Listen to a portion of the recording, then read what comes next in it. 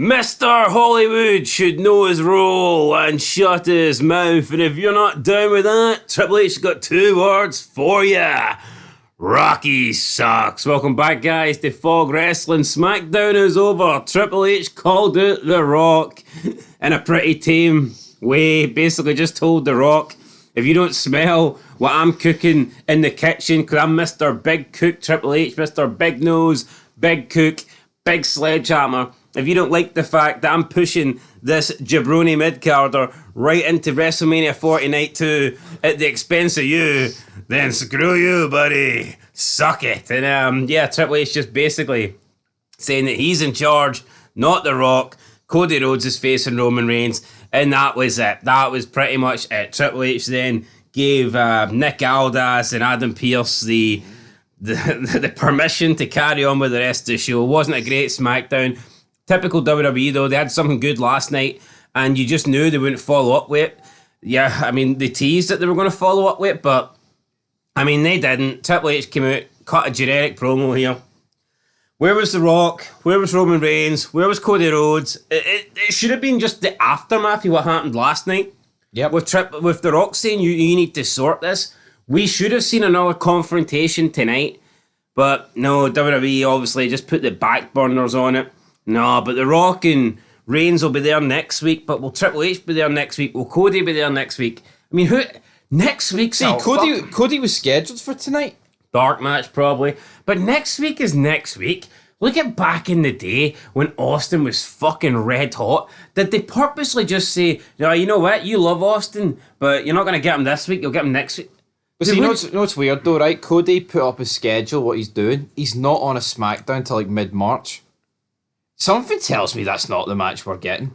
I think The Rock will look incredibly dumb talking about Cody Crybabies. Oh, I'm the man, I'm the draw, just to get fucked out of the match. And also, if Triple H didn't have the heart condition, you'd almost feel like they're booking a Triple H Rock match, wouldn't you? Ah, well, speaking of dumb, we're 2 grown men that watch professional wrestling. So with that said, let's go on to it. Although they did want to book Triple H versus Rock, it seemed like a while ago, around 2014, 15, when they were doing 10 years ago. So when they were doing the authority gimmick. I mean, could Triple H do one more match? I mean, we know he's got the heart condition, but yeah, I've buried his booking, but I like the guy. I don't want him to die, so no, I don't want to see it. Are you telling me the Saudis couldn't pay Triple H enough money to do one more match? As Christian Cage would say, one more match. What's the capital of Thailand? Oh, fuck off. Bangkok, Christian. That was poor. Anyway, bang rock. Right, so Triple H comes out. He says what he says. We've already talked about Triple H. I know. Right, well, I'm going to move on. He says what he says. Then he gives Nick Aldis the spotlight. Nick Aldis says that at Elimination Chamber, we're going to shift our focus to Seth Rollins. We're going to find out who's going to challenge him through the Elimination Chamber. And he says that there's going to be 12 people competing for this opportunity. And that means to me straight away, the fact you've got Adam Pearce here and there's 12 people, I mean, it could be 12 people for SmackDown, but here's a spoiler, guys. The rosters aren't stacked. Ned Stark. The rosters aren't stacked. The rosters are fucking limited and it's full of mid-carders. So for them to try and get a half-decent chamber, they need to give you the best for both brands. They can't just give you 6 SmackDown guys, nor can they give you 6 Raw guys. They need to do a bit of both. So that tells you straight away that the rosters are not stacked. You look at some of the Elimination Chambers back. I remember like a Raw chamber. I think it was the 2008, right? And by that period, people would say wrestling was going downhill. And the Raw chamber was fucking crazy. It had Triple H. I believe it was Triple H, Shawn Michaels, Chris Jericho, JBL, Umaga, and Jeff Hardy. Yeah. I'm pretty sure that was the Raw chamber in 2008. And you talk about a star-studded chamber match. And it's not like the SmackDown one was bad. Yeah, they didn't have to combine both shows to try and get 6 decent men. But they have to do that nowadays. Adam Pearce then thanks Nick Aldis. Yeah, and the Raw main event was Orton Cena. You know what I mean? So, but no, apparently the roster's more stacked now. Well, they're a pish. So yeah, then Adam Pearce takes over and he announces the people that are qualifying. So the 12, obviously there'll be 6 qualifiers. The winners will go into the chamber. I mean, you look at some of these, I can't tell you for sure who will be the 6 men, but you're looking at some of these names and you know for a fact they won't be in it. I think Ivar stuck out like a sore thumb. Yep, a sore Viking, Norwegian, Scandinavian thumb. Now, spoiler alert, Drew McIntyre and Randy Orton qualified tonight. So they're in it. The next, we've also got Bronson Reed, Kevin Owens, Logan Paul, The Miz, Bobby Lashley, Ivar, Dominic Mysterio, and LA Knight. Did Adam Pearce really need to read everyone out? By the way, it was so fucking boring. Yeah, they are the remaining people, and AJ Styles and Sami Zayn have been eliminated. So, who do I think will be the 4 to join Drew McIntyre and Randy Orton in the chamber? Like I said, the options are Bronson Reed, Owens, Paul, Miz, Lashley, Ivar, Dominic, and LA Knight. LA Knight will definitely be in there. So I'm going to go with LA Knight. I am also going to go with Bobby Lashley. Would they put maybe Kevin Owens and Logan Paul in there? I just don't see it with Logan Paul being the champ. I think they maybe cost him. He's against The Miz, though. I think they'll put The Miz in. I think The Miz will be in.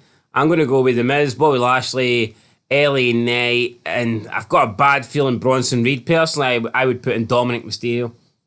I don't know if they'll do that. Yeah, Bronson Reed sucks, man. Dominic Mysterio's got heat. Put him in the match. Put him in the match and get him down to the final 2 or something. Put him in the match and give him the fucking win. I know. The Judgment Days, they keep saying the Judgment Day is one of the best stables in wrestling. Oh, it's the most dominant faction. Well, why can't they have one of their members going for the world title? Hey, our first contest, pitting AJ Styles against this man, Drew McIntyre. McIntyre comes out with the CM Punk Rest in Peace shirt on, and he says it's the best selling shirt at the moment, and it's sold more than all CM Punk shirts combined. I'm calling bullshit. Yeah. I am calling fucking bullshit because we know how well CM Punk shirts are sold. Drew McIntyre shirts don't really sell. I refuse to, and I get it. He's probably just saying it as part of the storyline or whatnot. But yeah, I mean, I'm just not buying it. This shirt, a Drew McIntyre shirt, has outsold all the CM Punk shirts. Who goes out and buys a current wrestling shirt? I mean, it's Drew fucking McIntyre, right? Taking a selfie on a gravestone that says like CM Punk, WrestleMania, rest in peace. It's like a comedy. It's like a rib. Yeah, it's like a piss take shirt. No one's going to walk past you and go, I get that.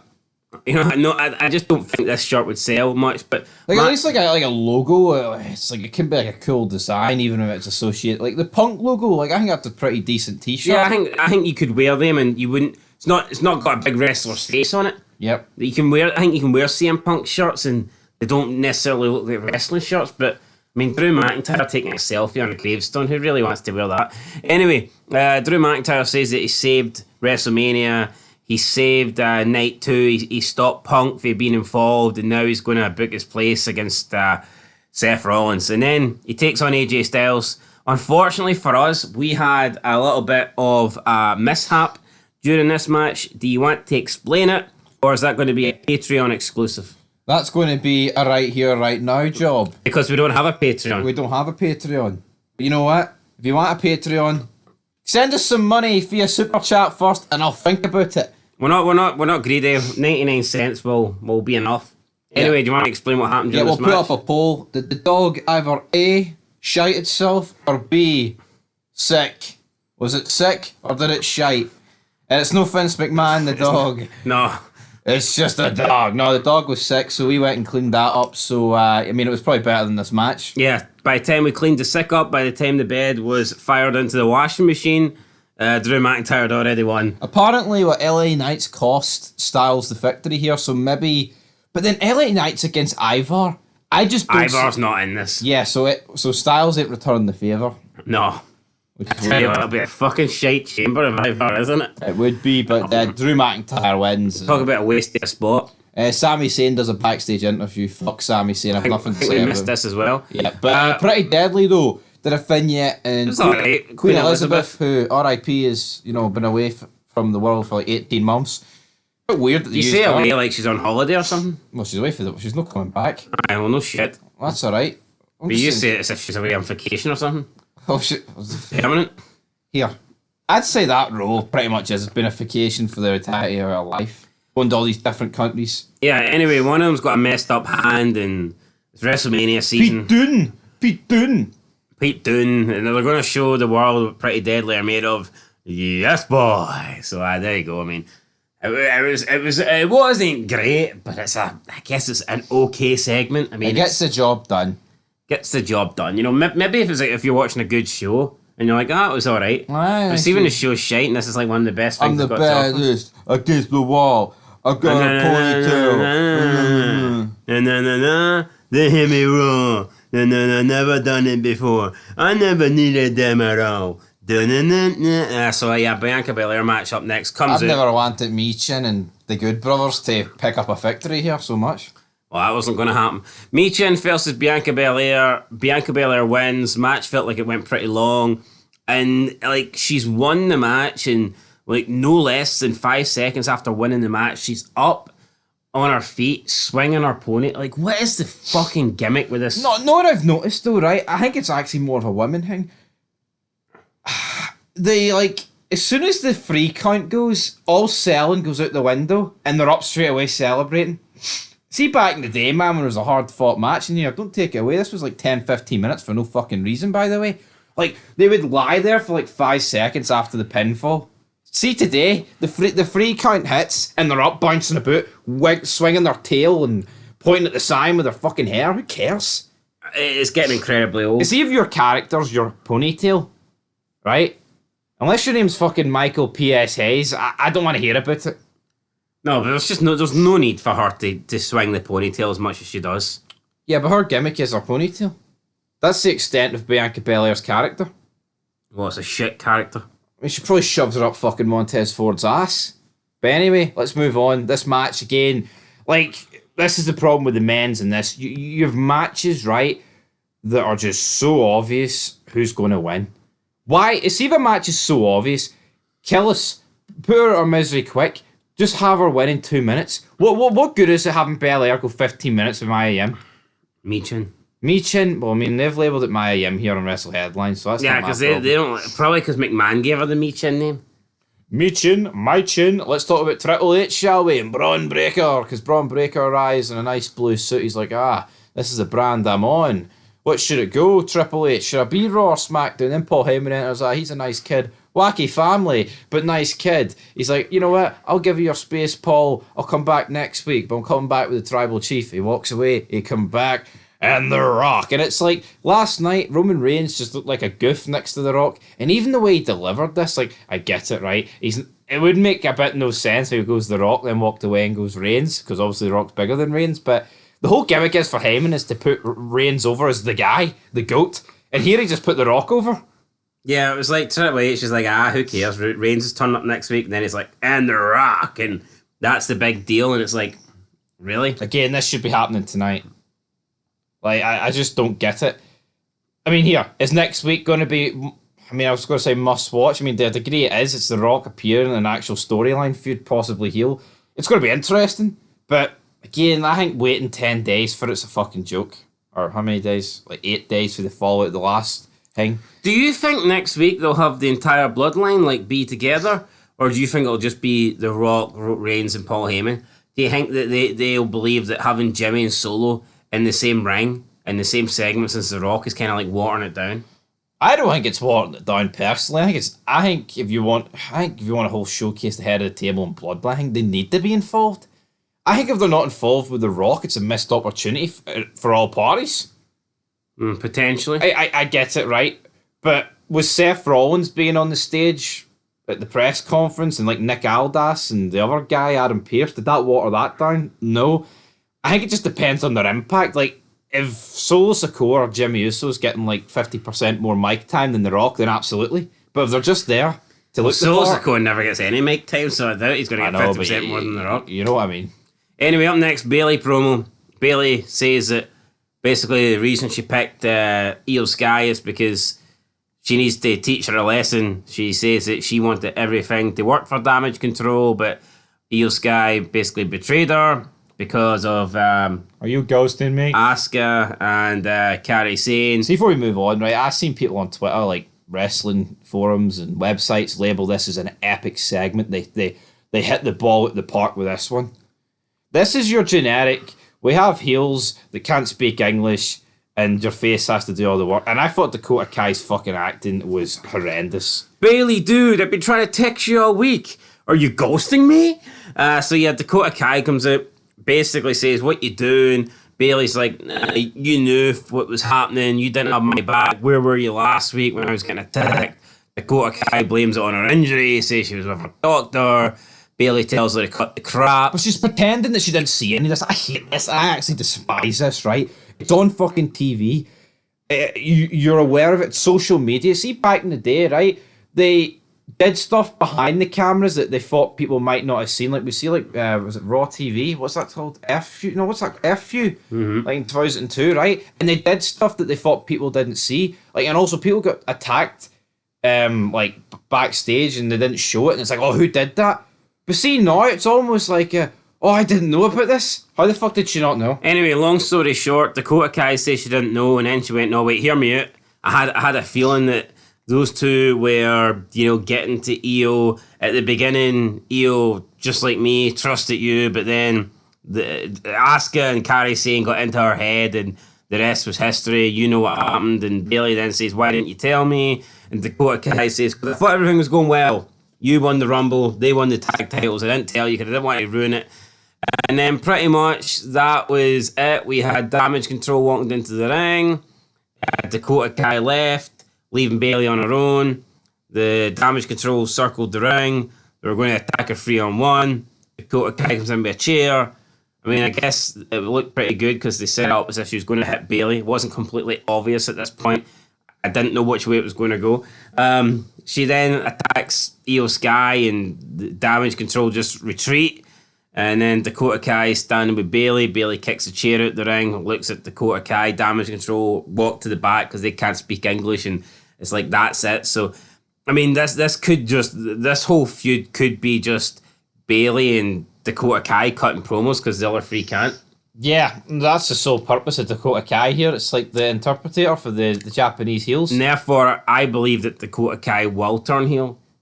Yeah. Because I think for this feud to have any legs, I mean, Dakota Kai needs to be doing the talking for And it's funny though, because she sucks. I think her on the mic is horrendous, and the fact that they're going to have to use her, they're backed into this corner. No, I think it'd be better if they just had broken English. Yeah. Like, we've seen in the past that sometimes the Japanese people doing the broken heel English stuff's not that bad. What's the excuse, right? You're in WWE, the biggest it can get in professional wrestling, and they don't even bother their fucking arse to learn English? Yeah, I think their English should be better by this point. No, I'll go as far as saying this. I think if you're going to go to New Japan or fucking Mexico, You should learn Japanese or fucking Spanish. No, I think that's the way it should be. Well, Io Sky's been in WWE for about 5 years now. Yeah, no, Probably longer than that. There's no fucking excuse for me. And her English is pretty damn shit. Anyway, I mean, the segment was... She is incredibly fortunate to actually get this role, this push. Probably the only title reign she gets. Kayla Braxton then did a backstage interview with Randy Orton talking about WrestleMania. He talks about booking his place at Elimination Chamber. And he says, obviously, the three most destructive letters in the industry, RKO. I'm just bored of Orton. I mean, no offense to Randy Orton, but he is a boring bastard. Yeah, he's in great shape. But yeah, he's in great shape. But I mean, he ends the promo it's the exact same thing every time. Tonight, you're going to see the most three destructive letter RKO. I mean, have you got nothing new? Have you got nothing new for us? Yeah. You know what? Orton's got potential. Like, I mean, he comes out, he does feel like the star, but he's always been boring. Nothing feels important though when you see what happened last night. I feel like yeah, you're right. But I feel and like the fact that Triple H's already been on the show, you know that nothing else is going to happen in that regard. So it's like, what have we got? A dead show. I honestly think Orton, probably since the 2010s, has been shite. Like, I mean, I think Orton's last great year was 2009. I think ever since then he's been fucking pish. Remember the Christian Cage, Mark Henry feud? He was doing the jumping jacks. The fucking... He jumped on the announce table and he fell and he goes, oh, he starts howling like a fucking dog and all this shit. Fuck, Randy. Like, I mean, I'm not going to say that was awful, but it wasn't great. Yeah, remember that time he shat in someone's bag? Aye, Who is it? Sables? I think so. Big Randy. Big Randall shite. Surprised they done that with Brock Lesnar on the pro. Might not have been Sables then, I don't know. Maybe it was Maria's. I don't know. Anyway, Maria. shout on someone's bag. Anyway, this match, there was I think more. McMahon set me do that. Potentially. The McMahon edited up. Right, tag team match. There was more sick to clean up here, and you know what? This match makes me sick. This match went way too long. You know, I think the dog was doing us a favour here. Yep, I mean, honestly, knew it was coming. God sending us a favour. Tell you what, I wasn't expecting Pete Duhoon and Tyler Bate to win this match though. Surprise. Upset. This is Triple H's black and gold wet dream. Yeah, it's the NXT Black and Gold. The guys that were never stars when McMahon had a say. And, like, I mean, these two teams, none of these four guys should be on the main roster. No. And it just shows you how bad the tag team division is that these two teams are competing for a shot at Elimination Chamber. I mean, come on, Pete Dunne and Tyler Bate. No, but seeing you get that thing last night with the press conference, and next week you got The Rock and Reigns and the Bloodline. How can that even be how can that even be in the same state, let alone the same fucking show as like these people? Yeah, it just doesn't, I don't know. No, it's actually incredible. Like, this is just 4 jobbers, man. They don't look a fucking part. No, they don't. They really fucking don't. Like, this match could go 2:20, 2 hours. I'm never going to care. That's it. Dominic Mysterio had a backstage interview with Brian Saxton talking about Elimination Chamber. He's taking on Owens, so that'll be a tough one. It's a tough one, like it's real. The point is, I don't see Dominic Mysterio fucking winning this one. Who knows? Could be Dominic and The Miz. Tough as a $2 steak, as JR used to say. Logan Paul had an interview with Nick Aldis and Adam Pearce, and he wants to know who his challenger's going to be. Who's this challenger going to be, actually? We're supposed to find it tonight. Well, who is he getting? Because if Owens is getting Dominic and LA Knight's getting Ivar and Bobby Lashley's getting Bronson Reed, who the fuck does that leave Logan Paul with? The Miz, you already said it earlier on. He's getting The Miz? Yes, he's getting The Miz. My point is, they says tonight they would announce who his challenger's going to be in the US title match. Oh, so I go, alright, I get you. Oh, the US title match is a bit redundant now, is it not? Considering this match is happening. Elimination Chamber, but he says he wants the same treatment as The Rock. I don't think he's necessarily going to get that. There's more chamber matches announced there. Take us through it. Tiffany Stratton will battle Shotzi. Naomi will take on Selena Vega. I mean, for me, that just seems like 2 guaranteed wins for Stratton and Naomi. Also, LA Knight taking on Ivar. Make that fucking free. Yeah, it's a hat trick, really, of easy wins. And then we get the 4th match of the night, main event match, and it just goes to show you, like, only 4 matches on SmackDown. What did they here? Just shows you how drawn out and boring and overly long these matches are, that we only get 4. It's a 2-hour show. I think a 2-hour show, you should be getting about 7, 8 matches. See, a lot of people have been complaining that on SmackDown, like, out of the 2 hours, you only get, like, 27% wrestling or whatever they worked it to be. Honestly, if you got good segments, I couldn't give a shit. But we get Orton saying... I'm not buying that. I think tonight we probably had about... I'd say we got at least about 50 minutes of wrestling. No, probably tonight, yeah, but in other case... Orton Sami Zayn must have went 15, 20 minutes. The tag match must have went about 15, 20 minutes. I'll tell you what, seeing I watched Dynamite, I would say a good... Well, I mean, put it this way, right? See the opening match? It went 30 minutes and then ended in a draw. And they were going to restart it. 5 more minutes. And then he just walked off. What? No, whose idea is it in AEW to start with a 30-minute match? If you're going to do a 30-minute match, it has to be the main event slot. I remember watching... And they did a 30-minute match in the main event slot anyway, so... I remember watching WCW Fall Brawl. I think it was Johnny B. Bad and Brian Pillman Jr. Yep, that went too So long. they did a 20-minute... Obviously, match is 20-minute time limit. It went to a draw. And then they restarted the match, and then the second match went 17 minutes. It was like fucking a 37-minute match to start the fucking show. You're like, what the hell? Remember that pay-per-view on my old channel? People are turned up to see Hogan, and they have to sit through a 37-minute jobber match. Johnny B. Good. Anyway, Orton wins, and then Drew McIntyre comes out, looks at him. Yeah, Scooby-Doo, and he's like, I'm bored, and that's it. Aye, no, that was pretty much it. Sami Zayn, this big main eventer, loses tonight to Randy Orton. I'm sick of hearing it. people saying that this roster's the best roster they've had. It's stacked full of top talent, top stars. Just lies. If that was true, right, you wouldn't have these chamber matches where, like, every single one, the winner's obvious. Yeah, if everyone was if there were top stars, you'd be like, oh, look, there's 12 legitimate top stars. I have no idea what 6 are going to be in it. But you're looking at the matches and... Right, no, it fucking baffles me, right? Orton and AJ Styles have kind of been feuding the past couple of months, so why not have Orton against Styles, right? And then on Raw, you can have Sami Zayn against McIntyre, who've also been feuding since the Rumble. Does that not make sense? Sami Zayn lost anyway, and Styles lost anyway, so nothing changes. But yeah, no, I mean, they don't know how to book shit. Yeah, I don't get that. Like, I mean, surely, why? If I can understand if you wanted both of them in it, but if you're going to have those guys lose, then why not have them in a match with people that they've been feuding against? It's the exact same with Logan Paul, right, and Kevin Owens. Bet you they'll be in two different. Well, they are in two different matches, and I can guarantee you probably not both of them will go through. So, is what it is. I'm gonna give a SmackDown a 2 out of 10. Well, the only reason I can accept them not being in the same match because I think they might carry on that feud. Therefore, they don't want a definitive winner. But like Drew McIntyre, Sami Zayn, I highly doubt that's going into Mania. So why not just have them finish off their little mini rivalry in a chamber qualifying match? Anyway, you give it a 2 out of 10. I'm going to give it a 1. Look, start it off with Triple H. And I thought, I might get something good here. Basically told The Rock to know his role. And from that moment onwards, all I did was clean up dog sick. So, I mean, yeah, 1 out of 10. It was actually better than what the show would have been in full. But anyway, guys. 1.5 out of 10. Next week could be better. We've got The Rock. We've got Reigns. But there's a whole week of wrestling to get through before we get to that. So until next time, peace.